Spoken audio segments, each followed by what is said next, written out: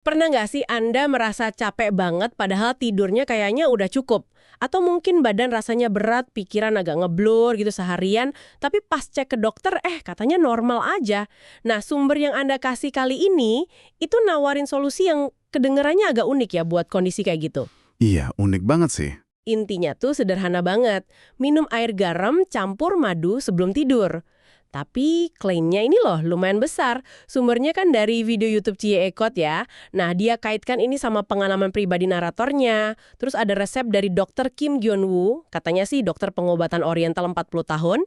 Klaim utamanya itu bisa ngatasin kelelahan kronis. Katanya malah bisa dalam semalam. Plus banyak manfaat lain. Gitu kan? Betul, klaimnya memang cukup bombastis ya. Oke deh, yuk kita bedah bareng-bareng isi sumber ini. Kita lihat klaim utamanya apa aja, terus gimana sumber ini jelasin logikanya, cara bikinnya yang katanya spesifik banget, sama peringatan pentingnya juga. Tapi ingat ya, kita fokusnya murni ke info yang ada di dalam sumber ini aja. Jadi kita nggak nambahin opini atau cek fakta dari luar ya. Sip, setuju. Murni dari materi yang diberikan. Oke, kita mulai dari dasarnya dulu deh bahan-bahannya. Pertama, garam. Nah, ini langsung menarik nih.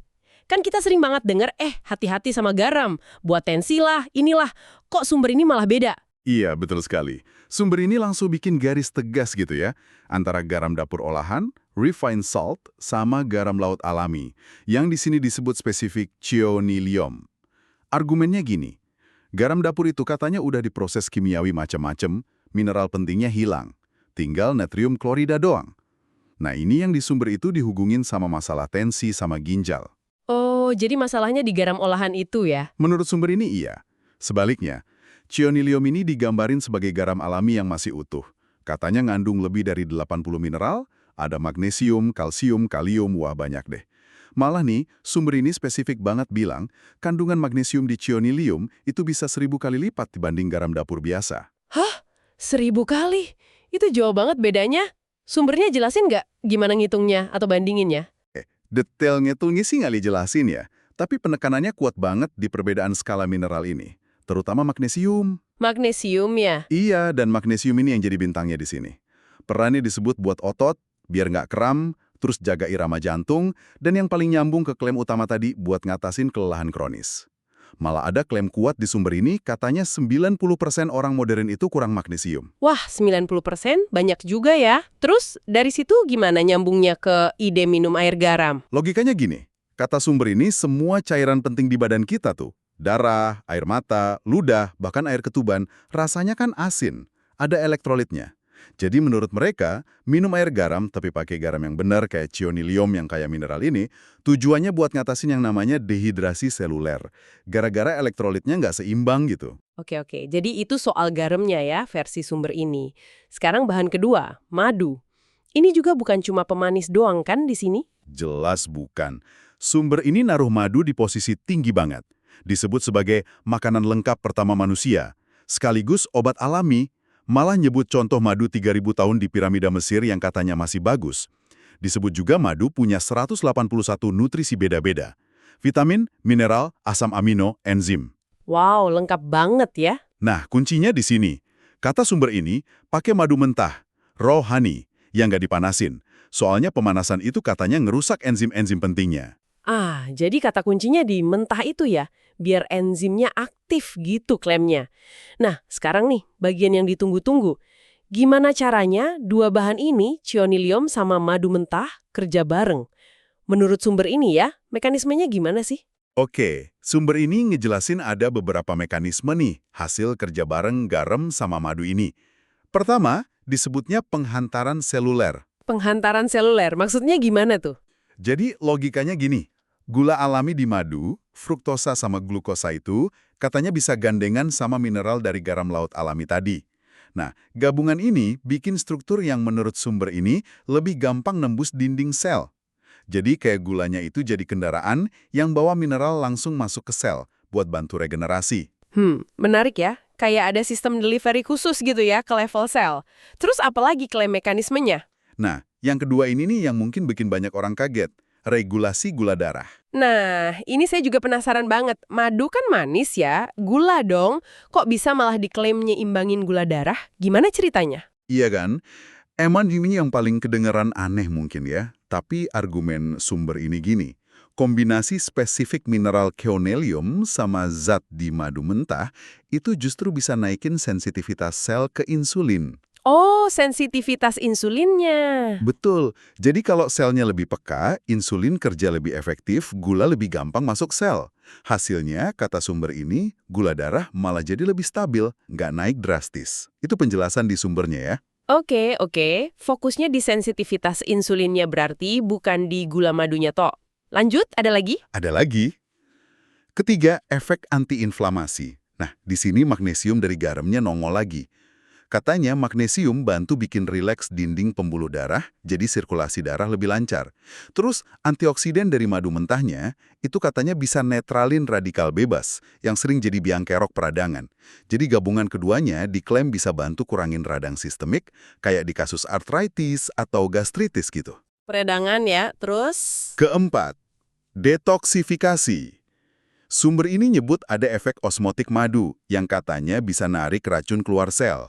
Proses ini didukung sama sirkulasi darah dan fungsi limfatik yang membaik tadi.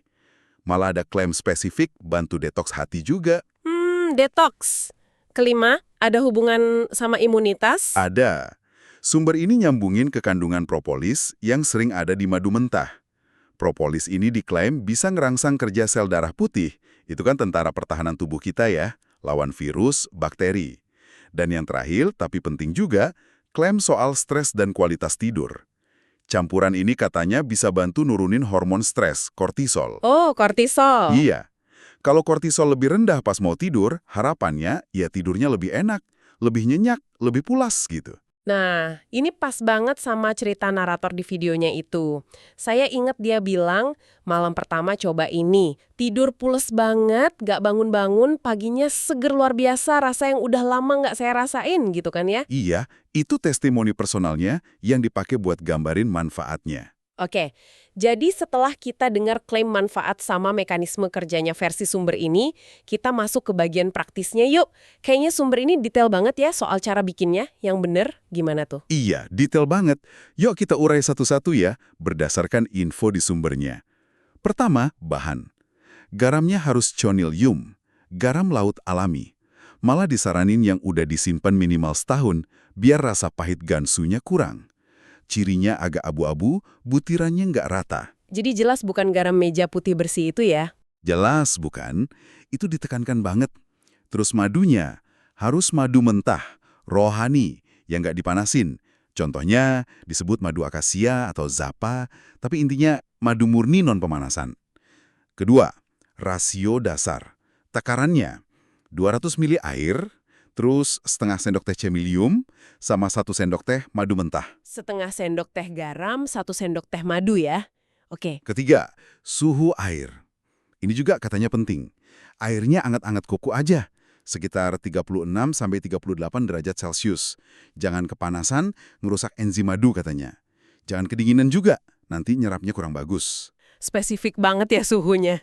Nggak boleh panas, nggak boleh dingin, presisi gitu. Iya, ditekankan gitu. Keempat, waktu minum. Paling bagus katanya 2–3 jam sesudah makan malam, pas perut udah agak kosong. Lebih pas lagi 30–60 menit sebelum tidur. Biar pas tidur, proses recovery badannya maksimal. Gitu klaimnya. Oke, sebelum tidur ya. Kelima, urutan dan cara bikin. Ini juga ada aturannya. Garamnya dilarutin duluan di air hangat sampai benar-benar larut. Baru setelah itu, madunya ditambahin. Ngaduknya juga pelan-pelan, pakai sendok kayu. Ada klaim di sumber ini kalau sendok logam bisa reaksi, ngerusak enzim madu. Wah, sampai sendoknya aja diatur. Terus ada penyesuaian nggak sih buat kondisi tertentu? Dosisnya atau cara minumnya disebutin juga kan ya? Ada. Sumbernya ngasih beberapa saran penyesuaian. Ada penyesuaian musiman. Misalnya, pas musim semi, garamnya lebih banyak dikit buat detoks. Musim panas, madunya lebih banyak dikit buat elektrolit. Musim gugur, bisa minum pagi malam buat imun. Musim dingin, airnya lebih anget dikit buat sirkulasi. Oh, tergantung musim juga ya? Terus ada juga penyesuaian kondisi tubuh. Kalau pencernaannya lemah, minumnya 3 jam sesudah makan. Kalau sembelit, bisa coba minum pagi pas perut kosong. Nah, gimana kalau buat yang punya kondisi khusus kayak tensi tinggi atau diabetes? Ini kan penting ya, bahannya garam sama madu soalnya. Nah, ini dibahas khusus dan ada peringatan kerasnya. Buat tensi tinggi, sarannya mulai dari dosis garam lebih rendah. Setengah takaran biasa, gitu terus naikin pelan-pelan sambil lihat reaksi badan. Tapi, yang penting banget ditekankan, wajib hukumnya konsultasi ke dokter dulu. Apalagi kalau lagi minum obat tensi rutin. Jelas ya, konsultasi dokter nomor 1. Kalau diabetes gimana? Buat diabetes, sumber ini sih nyaranin tetap pakai madu mentah dikit aja karena klaim manfaat enzimnya. Tapi ngasih alternatif juga, kayak stevia atau xylitol kalau emang perlu. Sama kayak tensi tinggi, peringatan utamanya, pantau gula darah ketat dan wajib konsultasi dokter. Sumber ini jelas banget bilang, jangan stop atau ubah obat diabetes sendiri tanpa izin dokter. Peringatan soal dokter ini diulang-ulang terus ya, berarti emang krusial banget. Nah, selain itu kan sumber ini juga kasih beberapa cerita sukses ya, testimoni gitu, buat dukung klaimnya. Bisa dirangkum dikit contohnya? Bisa. Sumbernya cerita beberapa kisah yang diklaim nyata ya. Ada pria 82 tahun, diabetes 15 tahun, katanya HbA1c turun drastis. Rasa kebas di kakinya mendingan setelah 3 bulan. Ada lagi wanita 67 tahun, rheumatoid arthritis. Katanya jari yang bengkok membaik, bengkak kakunya kurang jauh dalam 6 bulan. Terus pria 61 tahun, sindrom kelelahan kronis 10 tahun, energinya balik dalam 2 minggu katanya. Sama wanita 73 tahun, hipertensi 20 tahun, tensinya stabil tanpa obat, insomnianya beres. Oke, tapi perlu kita tegasin lagi ya, ini cerita dan klaim yang ada di dalam sumber itu. Kita cuma nyampain ulang apa yang ada di materi tersebut. Betul. Dan sejalan sama cerita itu, sumber ini juga nggak kalah keras soal peringatan dan hal-hal yang mesti diperhatiin. Ini bukan bagian yang bisa dianggap enteng sama sekali loh. Apa aja tuh poin peringatan utamanya, selain wajib ke dokter tadi? Nah, selain konsultasi medis yang jadi nomor 1, ada beberapa lagi. Pertama, mulai pelan-pelan. Jangan langsung hajar dosis penuh. Mulai dari setengah dosis dulu di minggu pertama, biar badan adaptasi. Oke, adaptasi dulu. Kedua, dengerin badan sendiri. Perhatiin reaksi. Kalau ada yang nggak enak, misal jadi mules, diare, sakit perut, stop dulu. Nanti coba lagi dosis lebih rendah kalau bisa. Jadi, peka sama sinyal badan sendiri ya? Tepat. Terus, sabar. Sumbernya bilang hasil nggak instan. Perlu waktu mungkin 2-4 minggu baru mulai kerasa bedanya secara konsisten. Terus, yaitu, konsistensi itu sendiri. Dilakuin tiap hari, itu kuncinya, kata mereka. Sabar dan konsisten ya? Dan yang penting juga, ini bukan solusi tunggal. Minum air garam madu ini mesti dilihat sebagai bagian dari gaya hidup sehat utuh. Ya makan bener, olahraga, tidur cukup, ngelola stres. Terakhir, ada sedikit soal sikap mental. Sumber ini nyaranin cuek aja kalau ada yang nyinyir atau bilang ini aneh-aneh. Oke, baiklah. Jadi kalau kita rangkum nih diskusi kita kali ini, berdasarkan sumber yang Anda kasih, kita udah kupas klaim soal potensi campuran air garam laut alami, si chonliom, sama madu mentah sebelum tidur. Klaimnya macam-macam ya, dari atasi capek kronis, kurangin radang, sampai yang agak bikin kaget soal stabilisasi gula darah. Kita juga udah lihat logika versi sumber ini, cara bikinnya yang super detail, plus contoh cerita pendukungnya. Dan mungkin ya, yang paling penting buat diambil dari sumber ini sendiri, seperti yang udah kita ulang-ulang, adalah bagian peringatannya. Mesti hati-hati banget, dosisnya disesuaiin, sabar, konsisten, dan yang paling utama, wajib ngobrol sama dokter atau tenaga kesehatan Anda. Apalagi kalau punya kondisi medis atau lagi minum obat. Sumber ini sendiri yang nekenin banget soal keamanan dan konsultasi ini. Ya, sumber ini kan emang kuat banget ya di pengalaman pribadi sama konsistensi jalanin metode tradisional yang simple ini. Nah, ini jadi bawa pertanyaan menarik nih buat Anda renungin sendiri.